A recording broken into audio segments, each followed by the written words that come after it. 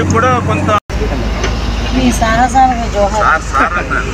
అది ఓకే, మీ సాహసానికి జోహార్ అండి. రాత్రి అంతా మేడం గారు నిద్రపోలేదండి. అదే మీకు వండుతానని తెలుసు కానీ మరీ అది లెక్కలు మనకంటే కొంచెం అడ్వాన్స్ ఉంటారు కదా, కొంచెం డెప్త్కి వెళ్తారు. మనం ఒకటే ఎక్కడికి వెళ్తే ఇంకా అందరిలో దీంట్లోకి వస్తుంది. ఇది కృష్ణాకు పోతుంది. ఈ వాటర్ విజయవాడకు వస్తుందండి. అంటే మనకి ముందు 3 అరెస్ట్ చేసుకుంటే విజయవాడకి వాటర్ క్లోజ్ అయిపోతుంది. ఇంకా ఇది అరెస్ట్ చేస్తానే విజయవాడ వాటర్ తగ్గుతుంది. 3 బ్రీచెస్ ఇక్కడ ఏర్పడిన బ్రీచెస్ పనులన్నీ కూడా చాలా దగ్గరుండి చూసుకోమని నారా చంద్రబాబు నాయుడు గారి ఆదేశాల మేరకు ఇరిగేషన్ మినిస్టర్ గారు నిమ్మల రామానాయుడు గారు గత 3 రోజులుగా రాత్రి పగలు ఇక్కడే ఉండి ఎట్టి పరిస్థితుల్లోనే ఈ వాటర్ ఫ్లోని ఆపాలి, వాటర్ ఫ్లోని అరికట్టాలి, ఇక్కడ అరికడితేనే కానీ అక్కడ విజయవాడలోకి వచ్చే ఆ ముంపు అన్నది తగ్గదు అనే ఉద్దేశంతో నిద్రాహారాలు మాని నాయకుడి తాలూకా ఆదేశాల మేరకు ఇల్లు వాకిలి వదిలి ఇదే గట్టు మీద నిద్రాహారాలు మానున్న నిమ్మల రామానాయుడు గారికి ప్రత్యేకంగా నేను ఆంధ్రప్రదేశ్ ప్రజలందరి తరఫున డిజాస్టర్ మేనేజ్మెంట్ తరఫున ధన్యవాదాలు, నమస్కారాలు తెలియజేసుకోవాలి.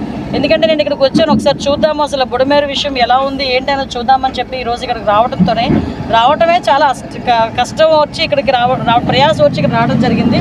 ఇక్కడికి వచ్చిన తర్వాత ఇక్కడ వర్క్ చూస్తూ ఉంటే అసలు నిజంగా ఇలాంటి వర్క్ ఉన్న చోటకి జగన్మోహన్ రెడ్డిని ఒక్కసారి ఇక్కడ తీసుకురావాలి. ఎందుకంటే బుడమేరు అంటే ఒక నది, బుడమేరు గేట్లు ఎత్తాడు, బుడమేరు అంటే ఏంటో కూడా తెలియని వ్యక్తి సీఎం అయిపోయి 5 సంవత్సరాలు ప్రజల తాలూకా కష్ట నష్టాలని పక్కన పెట్టి సుమారుగా 5 సంవత్సరాలు కూడా తన లాభాపేక్ష గురించి పరిపాలించిన వ్యక్తి ఈరోజు బయటకు వచ్చి నోటికొచ్చినట్టు మాట్లాడుతూ ఉంటే మళ్ళీ పైగా ప్రజలందరినీ భయభ్రాంతులకు గురి చేయడం.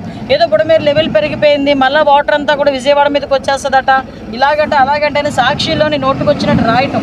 అసలు ఈ వాస్తవ పరిస్థితి తెలుసుకోవాలి, వాస్తవ పరిస్థితి ప్రజలకు తెలియజెప్పాలనే ఉద్దేశంతో ఈరోజు నేను రామానాయుడు గారి ఆధ్వర్యంలో ఇక్కడికి రావడం జరిగింది. ఇక్కడికి వచ్చిన తర్వాత ఆల్రెడీ 3 ఇక్కడ చాలా ఈ బ్రీచెస్ వేయడం కూడా చాలా కష్టం, కట్టడం చేయడం కూడా చాలా కష్టం.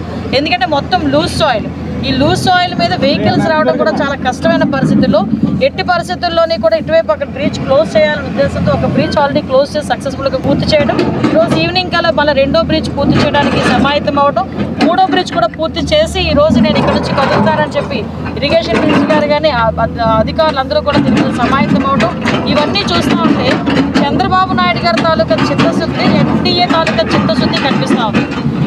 నేను ఒక్కడే చెప్తున్నా జగన్మోహన్ రెడ్డికి, నిమ్మల రామానాయుడు గారు నేను కలిసి చెప్తున్నాను, ఒక్కసారి ఇక్కడికి రావయా, ఒకసారి బుడమేరు అంటే ఏంటో తెలుస్తుంది, పనులు ఎలా జరుగుతున్నాయో తెలుస్తుంది, పనులు ఎలా చేయించాలో కూడా నీకు తెలుస్తుంది. అంతేగాని ఎక్కడో కూర్చొని నేను లండన్ పోతాను కాబట్టి 2-3 మాటలు మాట్లాడేసి లండన్ ఎగిరిపోదాం అనుకుంటే అవ్వదు కదా.